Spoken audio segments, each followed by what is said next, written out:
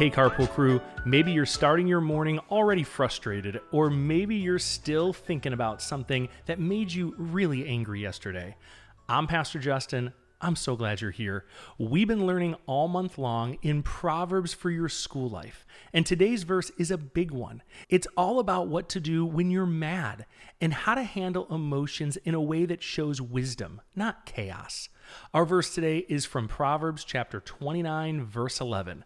It says, "A fool gives full vent to his anger, but a wise person holds it in check."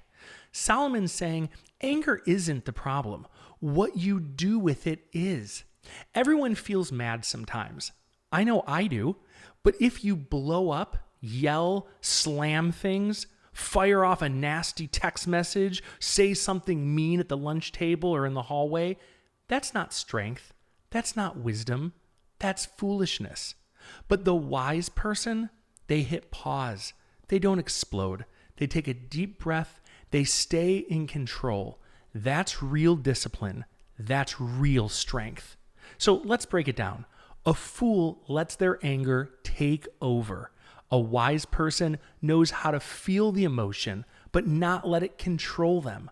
That doesn't mean pretending like you're not upset. It means learning how to respond instead of just reacting. Because once your anger is out, it can't be taken back. Once you say that mean thing or throw that thing or put a hole in the wall or just do something that you know you're going to regret after, and guess what? You probably will regret it. You can't take it back. It's already done. But wisdom says, let's take a breath. Calm down. Let's think this through before we do or say anything. If Jesus saw you about to lose it, slam a door, scream something mean, he might just say, you're allowed to feel angry, but I can help you choose what to do with it. See, even Jesus got angry. Remember when he was flipping tables in the temple?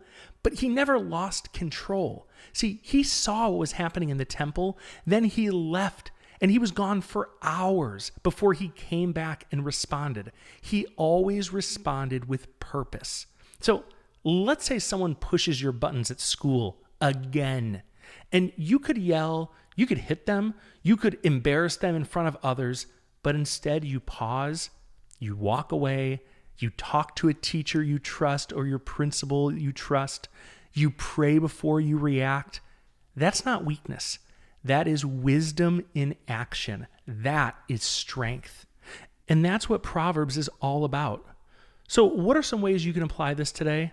First, pay attention to your anger, but don't let it drive your decisions. Second, create space between the feelings you have and your response. It might just be a couple deep breaths. It might just be asking a parent or a teacher or a principal at school to hear what's going on and let them help you. And lastly, it might be just asking God for help, staying calm, and choosing wisdom over a bad reaction. Remember, no matter where you are or how you're listening, God loves you. And parents, if you loved today's episode, consider sending it to your kids' pastor. We would love to be a resource to your church and helping other families have great conversations with their kids. Now, before you go, answer this question together. What's one thing that tends to make you angry, and what could you do differently next time? I'll see you tomorrow on Carpooling with Jesus.